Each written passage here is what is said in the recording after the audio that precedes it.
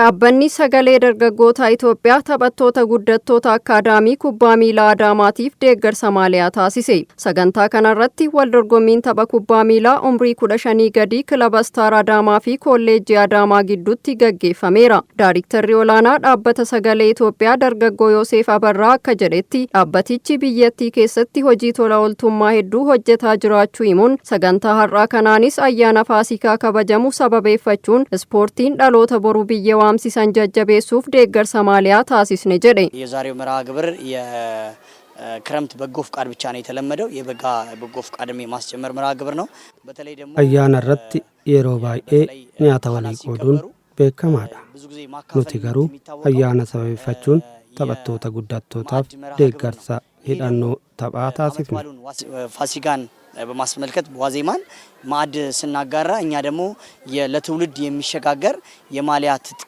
ማቴሪያል ነው ያካፈለን ያለ ነው ደገርሲ ኩን ተባቶተ ክለቦተ ለማኒፉ ካን ታሲፈሜ ታው ይብሱን ገረቀርሺ ኩማ ሸንተማት ኒቲልማማ መጀዴ አሁን ተባቶተ ክለቢ ከሰ ጅራኒፍ ደገርሲ ታሲፍኔ ኩን ቀርሺት ይወትልማማም ቀርሺ ኩማ ሸንተማ ኒታ ካናሲቲ ጀልቀባሜ ኩንሞ ናኖሌ ብራትሌ ካኔቲ ፉፉታ ያወጣን እንሄዳለን ማለት ነው itti gaafatamaan waajjira dargaggoo fi ispoortii magaalichaa obbo Mulgeetaa Qaabatoo gama isaaniitiin ispoortiin tumsa qaamolee hundaa kan gaafatu ta'uu kaasuun keessattuu taphattoota guddattoota ta'an deeggaruun ispoortii dagaagsuu keessatti shoora olaanaa qaba jedhan.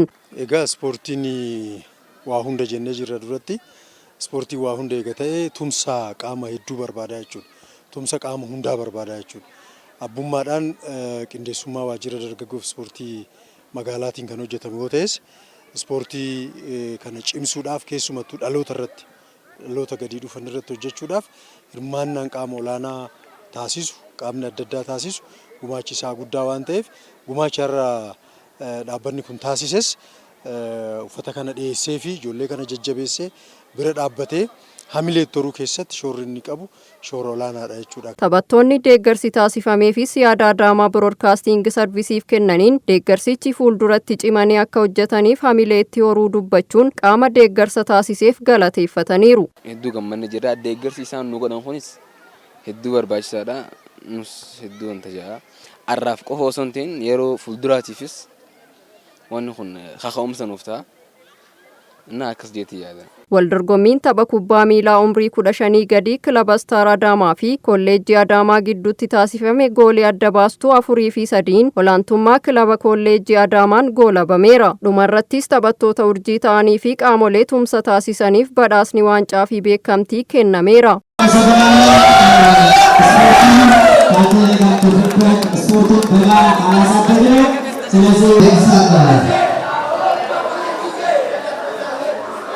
Exactly.